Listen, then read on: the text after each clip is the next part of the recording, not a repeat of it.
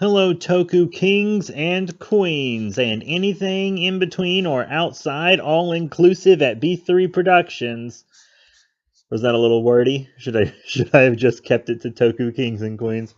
I don't know. I wanted to include everybody. Sorry, I'm such a libtard. Hey, it's your boy B3 back with. Sorry, it's very late. Back with another Kamen Rider review, another Toku TV review. I might be a little silly in this one because it's like super early in the morning and I haven't gone to bed yet. And you ever stayed up with your friends like really late, like till like 3 a.m. and you just like get real giddy? Like you'll just laugh at anything, like you're so tired, but you're so high on each other's energy. I'm kind of like that right now. If you know what I'm talking about, let me know in the comments. But today's show is Kamen Rider Dino. Climax jump! Ina Sukecha! Ina Sukecha! I love the Imagine version of that song. It's so good. But Kamen Rider Dino is like a time traveling show. And normally time traveling shows kind of make me roll my eyes. And this one does in many instances. I actually kind of have mixed feelings about this show because I like it, but I have a lot of complaints about it. So Kamen Rider Dino is the 17th Kamen Rider show and the 8th Heisei Kamen Rider show. So it's kind of far down the list, all things considered. But it's cool Toku stuff. It's another collab between Ishimori Productions and Toei. I don't know how many Ishimori Productions did. I didn't even know Toei was collabing until I started doing research for the reviews. But that's that. This one premiered in 2007, so right after Kabuto, which is the one we reviewed last time. I was in like 7th grade when this came out. Kamen Rider's so old, dude. It started in like the 70s. But yeah, I watched it recently. In recent years I watched it, and I've gone back and watched a lot to prep for this review as well. And once again, I do like it, but I have a lot of complaints. I do have many complaints because it's a time traveling show, and that kind of leads it to be weird. So, the main character, Rutaro Nogami, is like the last person you would expect to ever become a Kamen Rider. He is the meekest, weakest, most unluckiest dude you have ever seen. But he finds like a train pass for a time traveling train, and he becomes possessed by an Imagine. And Imagines are like demons from the future or something weird. And this alternate future wants to change the past, but the motive for changing the past seems very unclear. It's weird. The Imagine, though, the first Imagine that possesses him is Momotaros, who is the red Oni looking guy you might have seen in many Kamen Rider GIFs. He's in a lot of GIFs and Kamen Rider memes if you're in that scene. I love Momotaros. He's so over the top. And he's supposed to. This show is actually a comedy. Kamen Rider Dino is a comedy, straight up. And Momotaros is so over the top. He's just very funny. He's quick to anger. I really like Momotaros. I need to get his figure art, actually. But he has all these different forms depending on which Imagine possesses him. Like he's got a gun form, that's this very childlike Imagine. And then he has this kind of like sumo-like Imagine almost, that's an axe form. And then there's also like this kind of perverted ladies' man Imagine, which is a rod form. And of course I said sword forms, Momotaros. And then there's like this movie form that's like this real regal kind of stuck-up asshole Imagine who possesses him. But that's more of a movie form. I love Momotaros. I'm sorry. I'm sorry. I keep talking about Momo. He's great. He's great. But yeah, all these different Imagins join up with him. And then there's like a secondary writer who has a really cool Imagin named Deneb, and he's like a real caring Imagin. I really like him too. He's probably my second favorite Imagin. And then there's like his older sister, and the secondary writer is a younger version of his older sister's fiance, but she has amnesia about her fiance, and like Rutaro is the only one who can remember her fiance, and it turns out the secondary Kamen Rider, we're entering spoiler territory soon on this one. Very soon. So spoilers coming. The secondary Kamen Rider, every time he transforms, someone who knows him forgets him. He's erased from someone's memory in the timeline every time he transforms. And so he has a limited number of cards. And then when he runs out of people who remember him, other than special time traveling people who are like immune to that, which I guess you can kind of explain away to yourself. He runs out of those cards. Then he gets a new pair of cards, which gives him a new form in this new set. And those cards erase his memories of people.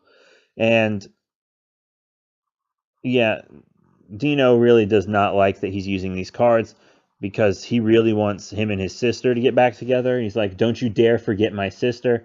And it's got some good drama in it. Another big complaint about this show, very slow.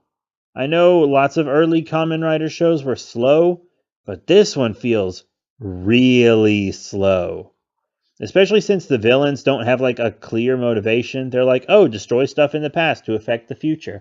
Yeah, but why? Why do you want to do that? That's not very clear for most, if not all, of the show. And there's also this female character at the beginning of the show who is an adult, and then she turns into a child for no reason. It's like, oh, her future was affected. Now she's a child. But I feel like the actress left, and then they replaced her with a child, which was the instinct that I had, right? That was the instinct that I had, and I couldn't really find anything about it.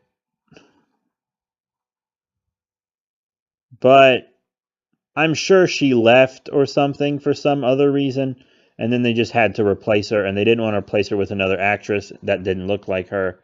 So they just cast a child to play her, which was so weird. It didn't fit at all. There's a decent twist about who the real person with power that they're looking for is towards the end. I liked that. I'm not going to tell you who it was. It's kind of obvious as you get close to that point in the show, but it's still well done. The show is not poorly done. I don't know. I just don't. Time travel shows kind of get on my nerves now. If it's not Back to the Future, at this point, like a time travel based thing is like really just not for me. I love Back to the Future, and I love lots of early Doctor Who, but classic Doctor Who, I mostly love space stories. So the time travel part isn't even really a thing for it for me. Time travel shows I'm just not super big on. That's just a personal preference for me. He has this train that can fly and travel through time, and it's cool. And it's the center of one of my favorite movie jokes of all time in Superhero Taisen, which I have reviewed, and I talked about it in that review, so I'm not going to talk about it in this review. But I mean, it's enjoyable. I don't recommend it as a starter show because I don't feel that it's a very good representation of what Kamen Rider is today, or even what Kamen Rider regularly was in the Heisei era. Uh, some things like the slow pacing and having a few forms but not too many, like that's very reminiscent of early Heisei, but lots of stuff's just very different, and it's a very unique Kamen Rider show. To its praise, it's a very unique Kamen Rider show. But there are things about it I just don't like. Sometimes it gets a little too over the top, and it kind of destroys any tension that was built up, you know? But when it does get tense and emotional, it can get very emotional. I really like that about Kamen Rider. It's a very emotional show, you know? It gets way more emotional than like Ultraman and Super Sentai do. So I honestly think Kamen Rider is the best of the big three. But if you're watching this video thinking, oh, I need a good Kamen Rider show to start on, Dino is probably not the best place to start. Maybe start on like Ryuki or Kabuto. I always recommend Build as the starting point just because it's like the perfect show. It's one of my favorite, not Kamen Rider shows of all time, but TV shows of all time, which I say all the time. But, you know, yeah, you guys got to hear it again. So, yeah, Kamen Rider Dino, it's okay. It's okay. You know, it's a lot of episodes. It's very slow. It's just so slow, and I wasn't super interested in the story. I like the characters. The action's great. The suits are great. The CG's garbage, but it always will be. Just not the biggest Dino fan. So that is it. Thank you all very much for your support. I do want to encourage you to watch our original Tokusatsu show, which we are working on. If you want to help us produce the show, you can support it on Indiegogo or on Patreon, whichever link's in the description below. The Indiegogo will probably be not up by the time this video goes up. So that's that. But the Patreon will always be up, and I'll probably make a new Indiegogo because I think I'm going to start funding Toku King by the episode. So if you want to help fund Toku King, which does have a lot of Heisei Kamen Rider influence, be sure to hit it up, you know. But also remember to rate, comment, and subscribe. Check out all the cool links in the description below. Facebook, Twitter, etc. And if you've watched a lot of Kamen Rider shows and are looking for a new one to watch, Kamen Rider Dino's fun. But, you know, you're not... It's not like Drive or anything. Like, Drive was pretty hard to beat. But thank you all once again for your support. And I will see you all next time.